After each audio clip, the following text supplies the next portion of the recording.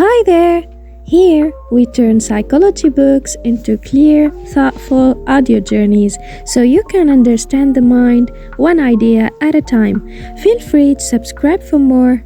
Let's dive in together.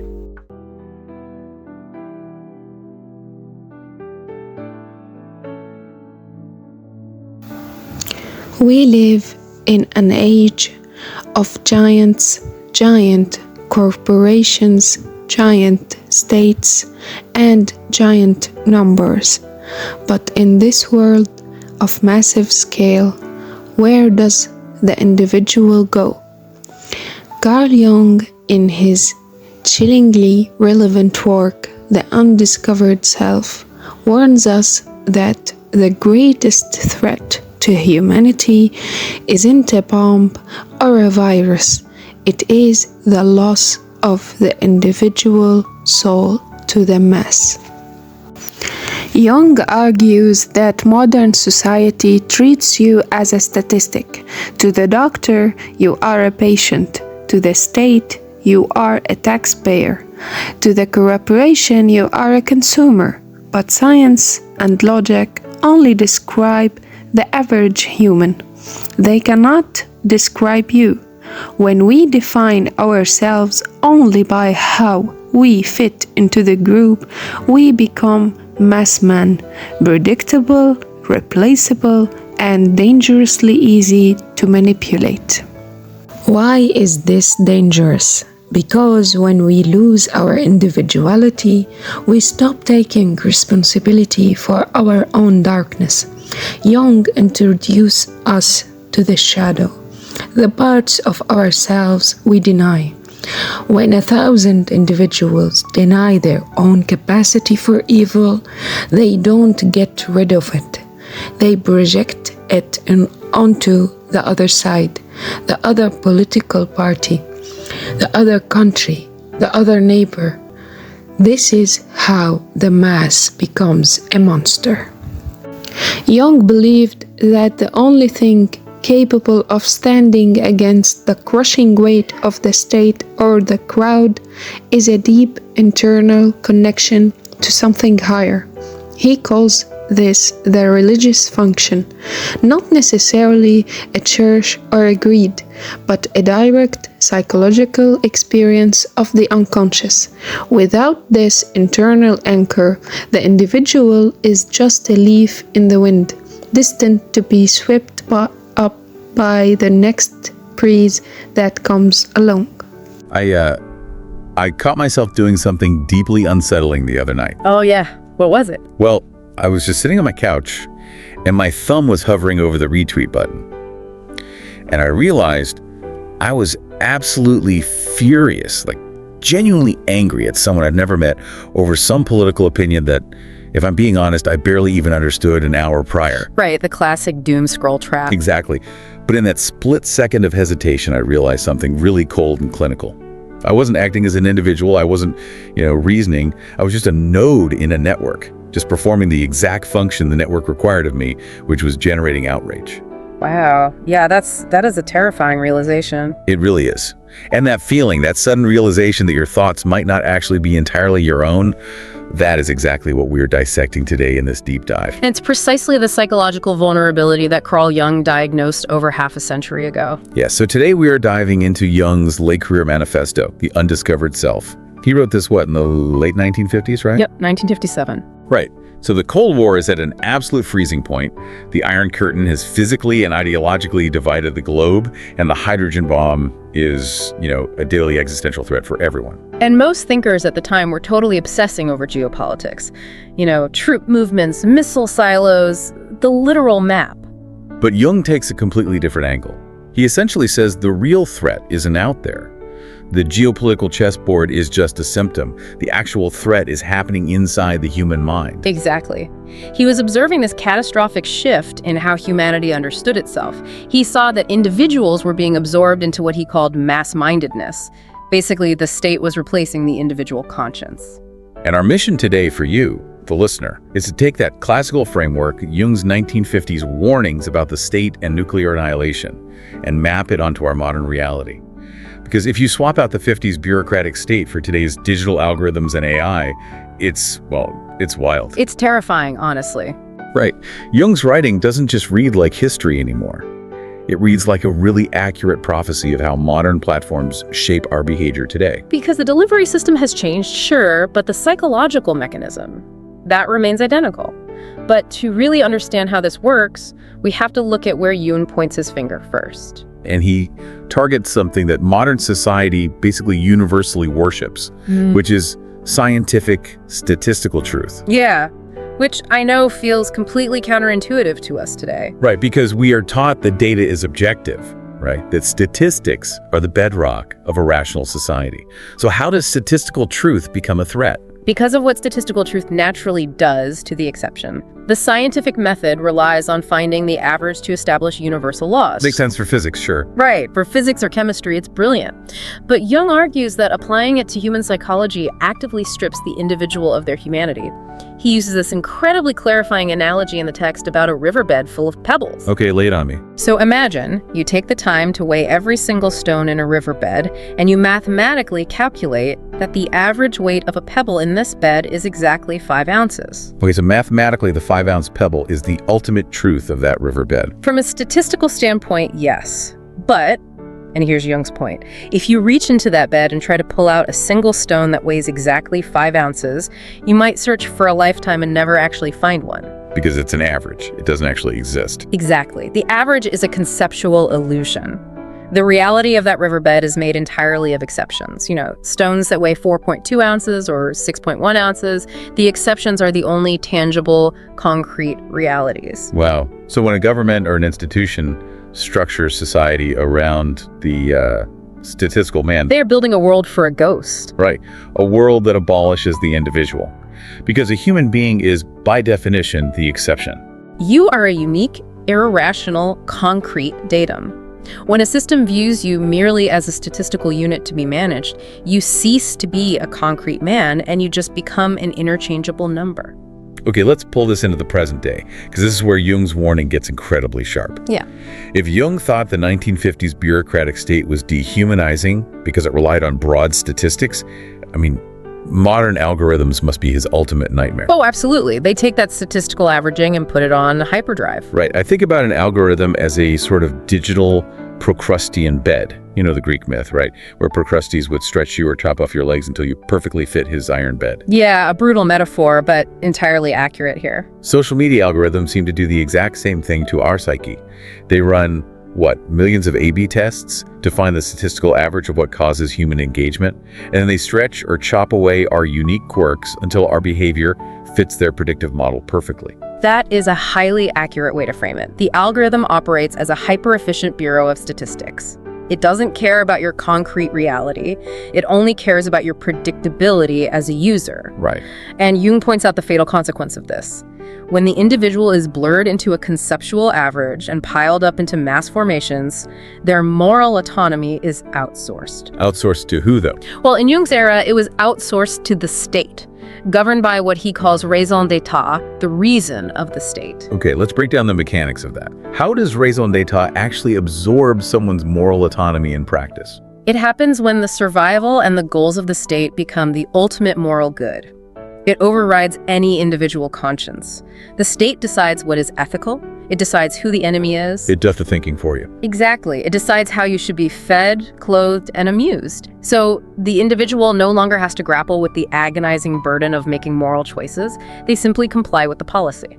And today, the raison d'etat is just the platform's engagement metric. We outsource our moral responsibility to the collective opinion of the digital crowd. I mean, the trending topics dictate what we should be outraged about today. Yes. You don't have to evaluate the nuance of a geopolitical conflict yourself. The algorithm just feeds you the prescribed stance for your demographic. We are, as Jung puts it, amused in accordance with the standards that give pleasure to the masses. Right. And the sheer size of the crowd, what he calls the big battalions, overwhelms the individual. You feel your own impotence against millions of other users, and without even noticing it, you surrender your judgment to the mass. So, if our unique edges are constantly being sanded down by this engagement metric, how do we push back? I mean, if both the 50 state and the modern AI algorithm are designed to absorb us, what is the defense mechanism? Jung claims the ultimate counterbalance to this mass-mindedness is the religious instinct. Okay, I need to challenge this. Because historically, organized religions have been incredibly efficient at creating mass-mindedness. Sure, they definitely have. We've seen centuries of denominational institutions acting exactly like states, demanding absolute conformity, punishing heresy. Are we really just trading one Procrustean bed for another, just to avoid being a data point? It's a fair question, but Jung actually anticipates that exact critique. He explicitly separates denominational creeds from the raw religious function of the human mind. Oh, okay, so he's not talking about going to church. Not necessarily, no. He notes that organized churches often operate identically to states, demanding submission to a collective dogma, and they often treat the drive for genuine individuality as spiritual pride. Interesting. So what does he mean by religion here, then? When Jung speaks of religion here, he is talking about an instinctive, deeply subjective submission to the irrational facts of experience. What does it actually look like in practice, though? A submission to irrational facts. It is an inner, transcendent experience that happens to the individual directly, unmediated by a priest, a politician, or an algorithm. It provides the individual with what Jung calls an extra-mundane principle. Extra-mundane, meaning literally outside the world. Yes, outside the earthly system of power. Think about the mechanics of leverage. If your entire reality, your entire value system is defined by society, politics, and the physical world, then statistical reality is the sole authority in your life. Because it's all there is. Right. You have no ground to stand on when the mass demands your obedience because the mass is your world. But if you possess an inner anchor, a direct, transcendent experience that exists outside the world's jurisdiction, you suddenly have leverage. I see. So you can say, the state demands this, the algorithm incentivizes this, but my inner experience dictates otherwise. Exactly. But wait, if this defense relies entirely on an inner solitary experience, doesn't that just isolate the individual even further? I mean, how does an isolated person fight a massive algorithmic state? Well, because true individuality isn't isolation. It is the foundation of genuine sovereignty. You see, a mass movement thrives on isolated people who have no inner anchor, forcing them to cling to the collective for meaning. Oh, that makes sense. The person with the extra mundane principle doesn't need the collective to validate their existence. Exactly, and Jung warns of a chilling consequence when a society loses this inner anchor. The religious instinct doesn't just evaporate when a culture becomes secular, it gets displaced. Meaning the state, or the ideological movement, takes the place of God. Yes. Dictators become demigods. Political policies become sacred creeds. Right. And we know the psychological mechanics of a holy war. When a political movement becomes the supreme principle, the result is absolute fanaticism. And any secret, rational doubts the followers might harbor are immediately repressed. That repression generates anxiety, which is then overcompensated by a violent urge to stamp out the least flicker of opposition. Because there is only one sacrosanct truth, and anyone who questions it is a heretic. Perfectly said. And you see this so vividly in digital polarization today. When you observe extreme political discourse online, and we're talking about any side of the aisle here, it doesn't resemble a debate over like municipal tax policy. No, not at all. It operates with the fervor of an inquisition. The algorithm elevates the party line into divine truth. So we've lost our inner anchor, we've surrendered to the mass, and we've suppressed our own irrationalities to be good data points. Which brings us to the psychological fallout of all that repression, Jung's concept of the shadow. Right. The shadow is the personal unconscious, right? It contains all the dark, unacknowledged, aggressive, and primitive aspects of ourselves that our conscious ego just refuses to identify with. Yes, and most people familiar with Jung know the shadow on a personal level, parts of ourselves we bury. But in this text, he scales the shadow up to a global geopolitical level, which is fascinating. He looked at the Iron Curtain dividing East and West in the 1950s, and he saw a literal physical manifestation of a split in the modern psyche. The mechanism at play here is projection. Let's unpack the mechanics of projection for the listener. Sure, it's like a person who refuses to acknowledge they have a terrible temper. So they walk around convinced that everyone else is secretly angry at them. They outsource their own darkness so they don't have to deal with it. But here, Jung is applying this to nuclear superpowers. And he applies it completely impartially. Jung observes that both sides of any massive conflict genuinely believe they possess the absolute truth, and they think they are fighting for the welfare of humanity. but they are entirely blind to their own darkness. Yeah, he specifically critiques Western man for utilizing what he calls the cloak of good manners. Right. We tolerate our own diplomatic lies, veiled threats, and economic exploitations by hiding them behind a polite, civilized facade. And then we point across the Iron Curtain and declare the opponent to be the sole source of evil in the world. Because it feels incredibly good to project. It is psychologically relieving to have an enemy. Dealing with your own flaws requires grueling, painful self-examination. Scapegoating the opposing political party or the rival nation is just, well, it's easy. It is easy, but it guarantees mutual destruction. When you look across a political divide and see the face of your own unacknowledged shadow glowering back at you, you are experiencing a psychic epidemic. And this is where Jung links the personal unconscious to the threat of nuclear war. We basically shadow box the enemy. Today, the weapons might be autonomous drone swarms or AI-driven cyber warfare, but Jung's point is that the technical means of destruction are entirely secondary. The real existential threat is the psychic blindness controlling those tools. Exactly. If you are unaware of your own inner shadow, you are completely susceptible to being manipulated by leaders who are also acting out their unconscious drives. Reason cannot save a society in this state. Jung actually notes that rational argument only works up to a certain emotional temperature, doesn't he? Yes. Once effective judgments take over, once the fear and projection kick in, reason just vanishes, and mob mentality takes the wheel. So if projecting our darkness onto political rivals guarantees mutual destruction, there has to be a circuit breaker. How do we actually short-circuit that projection before it goes nuclear? Jung says we slip into this infantile dream state where we just wait for authorities or algorithms to solve our problems. How do we snap out of it? The circuit breaker is rigorous, agonizing individual work. Jung writes, and I'm quoting here, "Resistance to the organized mass can be effected only by the man who is as well organized in his individuality as the mass itself." Wow.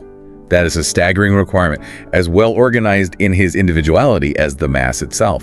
Practically speaking, what does that look like on a Tuesday afternoon when I'm doom scrolling and getting furious at a political post? It means achieving true self-knowledge, which goes way beyond just knowing your conscious ego or your preferences. It requires exploring the unconscious belt of the mind and confronting your own capacity for the exact behavior that enrages you online. That's tough. It is. When you feel that surge of self-righteous fury at a post, the truly individual act is to pause and ask, why does this trigger me so deeply? What part of my own repressed nature, my own desire for control or aggression, is this reflecting back at me? Which introduces a brilliant paradox in Jung's framework. You would assume that staring into your own darkness, acknowledging that you are capable of the same deceit or aggression as the enemy, you'd think that would make you intensely cynical. You would think it would isolate you from humanity. But Jung argues it actually creates the only true foundation for human connection. Exactly.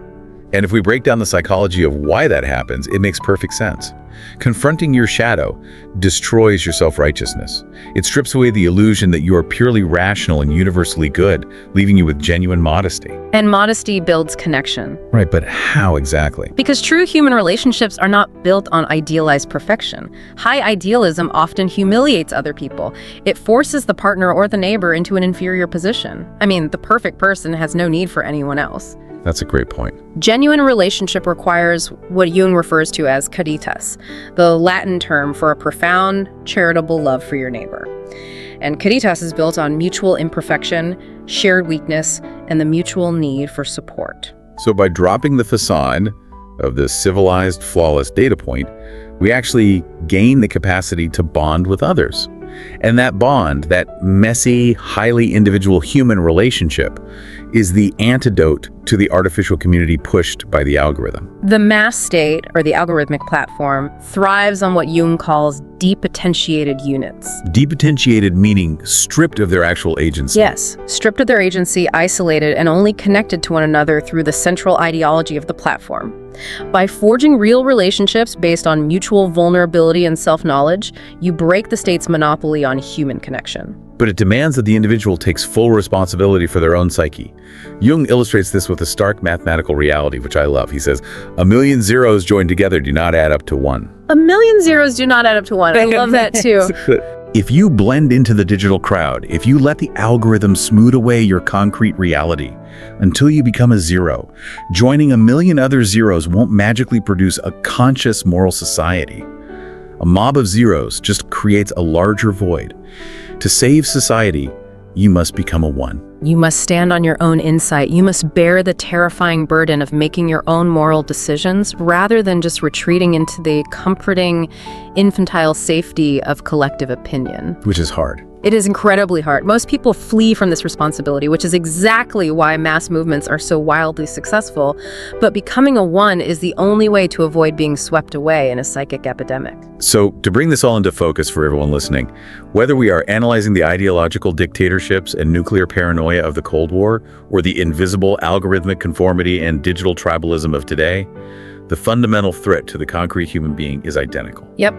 The mass desires to absorb you. It wants to replace your unique, irrational reality with a predictable statistical average just so it can manage you better. And the mechanism for resistance remains unchanged.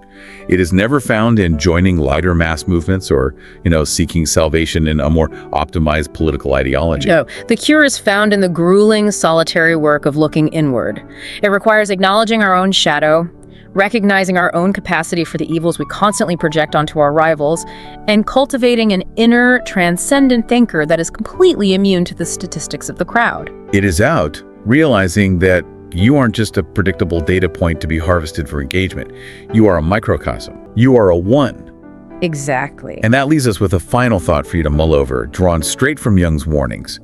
He observed that the religious impulse, that deep psychological need to submit to something greater than the ego, is an ineradicable human instinct. It doesn't just go away. Right, if you suppress it, it doesn't vanish. As Jung put it, you can take away man's gods, but only to give him others in return. So as our modern society continues to strip away the profound mysteries of human experience, replacing the subjective soul with dry, intellectual data and highly optimized algorithms, what new unrecognized gods have we unconsciously invited into our minds to rule over us? The world wants you to be a number. It wants you to be normal. But Jung's message is clear. The only way to save society is to first save yourself. You must go into the dark, face your own shadow, and find the undiscovered self that no statistic can ever capture.